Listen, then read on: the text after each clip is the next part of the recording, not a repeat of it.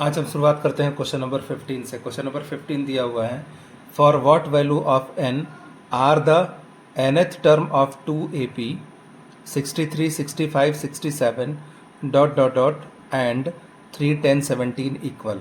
दो एपी दिया हुआ है, पहला एपी दिया हुआ है ये और दूसरा दिया हुआ है ये।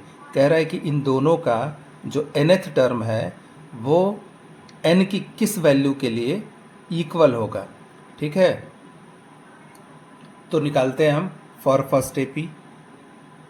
यहाँ पे लिखेंगे for first AP A N की वैल्यू क्या निकल के आएगी, ए एन इक्वल्स टू होता है A plus N minus one into D. A की वैल्यू हो जाएगी 63 plus N minus one into और डी की वैल्यू हो जाएगी 65 माइनस 63 इक्वल्स टू 2। अब इसको मैं सॉल्व करूंगा, ये होगा 63 प्लस 2n माइनस 2 से अंदर मल्टीप्लाई होगा, ये हो जाएगा 63 और minus 2 plus 2n equals to 63 minus 2 हो जाएगा 61 प्लस 2n। इसको मान लूँगा मैं इक्वेशन फर्स्ट। ठीक, अब यहाँ पे हम लिखेंगे for second AP. Second AP के लिए जो ए एन की वैल्यू हो जाएगी वो क्या हो जाएगी, ए की वैल्यू हो जाएगी 3 plus N minus one into D की वैल्यू हो जाएगी 10 माइनस 3 इक्वल्स टू 7। ये हो जाएगा 3 प्लस 7n माइनस 7, 3 माइनस 7 होता है माइनस 4, यानी कि ये हो जाएगा 7 माइनस 4। ये हो जाएगा इक्वेशन नंबर सेकंड। कह रहा है कि n की किस वैल्यू के लिए दोनों एपी इक्वल होंगे, तो दोनों को इक्वल करूंगा, इक्वेशन फर्स्ट और equation second. Equation first equals to equation second according to the question. ठीक है, तो यहाँ पे हो जाएगा 61 plus 2n equals to 7n minus 4। इसको इधर लेके जाऊंगा, इसको इधर लेके आऊँगा, तो ये हो जाएगा 61 plus 4 equals to 7n minus 2n, और 7n में से 2n जाएगा तो इसकी वैल्यू हो जाएगी 5n और इसकी वैल्यू हो जाएगी 65। ये इसे कटा देंगे, ये कितनी बार में जाएगा 13 टाइम्स में। ठीक, तो n की वैल्यू निकल के आ जाएगी 13, यानी दोनों एपी का जो 13th टर्म होगा वो क्या होगा, इक्वल होगा। ठीक है, अब बढ़ते हैं हम क्वेश्चन नंबर 16 की तरफ। क्वेश्चन नंबर 16 जो है वो कुछ इस प्रकार से है, दिया हुआ है determine the AP whose third term is 16 and seventh term exceed the fifth term by 12। हमको बताना है एपी बताना है जिसका थर्ड टर्म इज 16, यानी कि दिया हुआ है T3 इक्वल्स टू 16। इसको मैं क्या लिखूंगा, इसको लिखूंगा मैं a plus 2d equals to 16। ये इक्वेशन फर्स्ट हो जाएगा।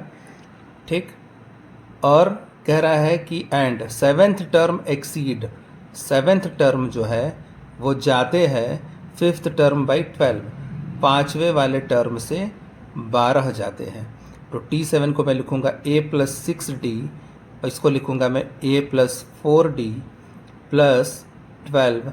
a से a कट जाएगा, 6d माइनस 4d यहाँ पे हो जाएगा, और यहाँ से ये 12 होगा, यानी कि 2d इक्वल्स टू 12। यहाँ से d की वैल्यू 6 आ जाएगी। d की वैल्यू कितनी आएगी, 6। ठीक है, अब मैं d की वैल्यू 6 इक्वेशन नंबर फर्स्ट में पुट करूँगा। ठीक है, तो d की वैल्यू 6 मैं इक्वेशन फर्स्ट में जब मैं पुट करूँगा तो इसकी वैल्यू आ जाएगी a plus 2 into 6 equals to 16। ये हो जाएगा a प्लस 6 2 ज़ा 12 इक्वल्स टू 16।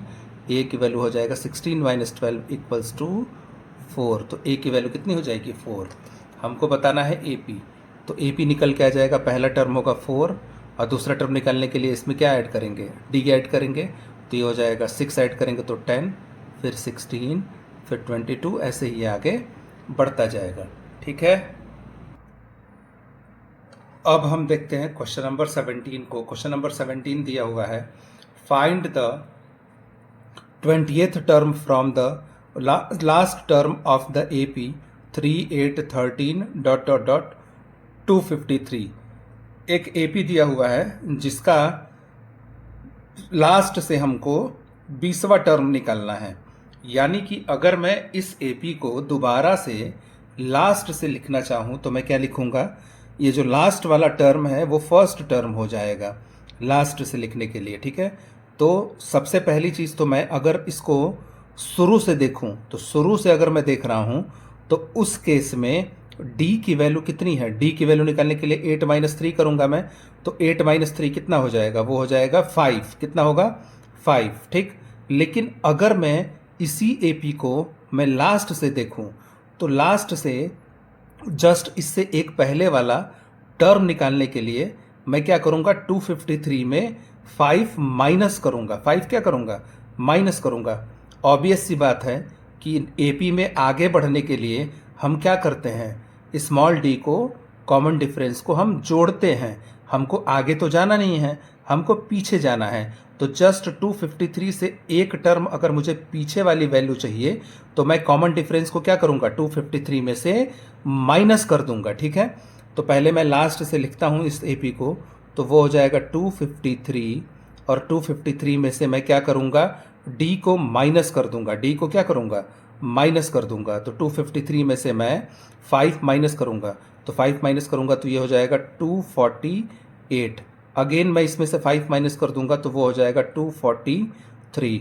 ऐसे ही क्रम आगे बढ़ता जाएगा, फिर आएगा 13, फिर आएगा 8 और फिर आएगा 3। अब देखिए ध्यान से, यहाँ पे ध्यान से समझने वाली बात क्या है कि जब भी AP सीधा दिया होता है तो सीधे वाले AP में जो कॉमन डिफरेंस होता है उसमें अगर मैं माइनस का साइन लगा देता हूं तो उसी AP को अगर मैं उल्टा लिख करके सॉल्व कर रहा हूं तो वो उसका क्या आ जाता है, कॉमन डिफरेंस आ जाता है, ठीक। और सीधे वाले AP का जो फर्स्ट टर्म होता है पीछे से लिखे गए AP का वो क्या होता है, लास्ट टर्म होता है। और सीधे दिए हुए AP का जो लास्ट टर्म होता है वो उल्टा लिखे गए AP का क्या होता है, फर्स्ट टर्म होता है। यानी कि इसका L इसका A होगा और इसका A इसका L होगा, ठीक है। और इसका जितनी भी वैल्यू D की आएगी उसमें माइनस लगा दूंगा तो इसकी D की वैल्यू निकल जाएगी, ठीक है। तो अब इस क्वेश्चन को हम सॉल्व करते हैं। तो यहाँ पे A की वैल्यू निकल के आएगी 253 और D की वैल्यू निकल के आएगी -5 और L की वैल्यू निकल के आएगी 3, ठीक है। अब हम क्या करेंगे, यहाँ से इसका मैं क्या निकालूंगा, find the 20th term from the last term of the AP। अब इसका मैं 20वां टर्म निकालूंगा। तो T20 की जो वैल्यू आएगी वो T20 की वैल्यू क्या आएगी, T20 की वैल्यू आ जाएगी A + 20 - 1 × D, यानी कि 20 - 1 कितना होगा, 19D।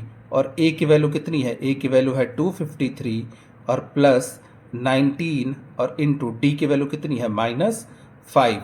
तो ये हो जाएगा 253 - 95, ठीक है। अब मैं 253 में से 95 को क्या करूँगा, माइनस करूँगा, तो 13 में से 5 जाएगा, ये हो जाएगा 8 और यहाँ होगा 24 में से जब मैं 9 को लेके जाऊँगा तो इसकी वैल्यू कितनी हो जाएगी, इसकी वैल्यू हो जाएगी 15, ठीक है। तो जो हमारा 20वां टर्म निकल करके आएगा वो हमारा 20वां टर्म हो जाएगा 158, और यही इस क्वेश्चन का आंसर भी होगा, ठीक है। आशा करता हूँ ये आपको वीडियो पसंद आया हो। ऐसे ही सारे क्वेश्चन हम लाइन बाय लाइन धीरे धीरे सॉल्व कर लेंगे। एक्सरसाइज 5.2 के बस 3 क्वेश्चन और रह गया है, उसके बाद हम लोग एक्सरसाइज 5.3 की शुरुआत करेंगे। उसको शुरुआत करने से पहले हम SN का फॉर्मूला देखेंगे, उसके बारे में थोड़ा सा सीखेंगे, जानेंगे, समझेंगे। आपको वीडियो पसंद आया है तो वीडियो को आप लाइक करिए, चैनल को सब्सक्राइब कर लीजिए और ज़्यादा से ज़्यादा दोस्तों के साथ अपने इस वीडियो को शेयर करिए। आज के साथ इतना ही, आज के लिए बस इतना ही। धन्यवाद। जय हिंद। आपका दिन शुभ हो।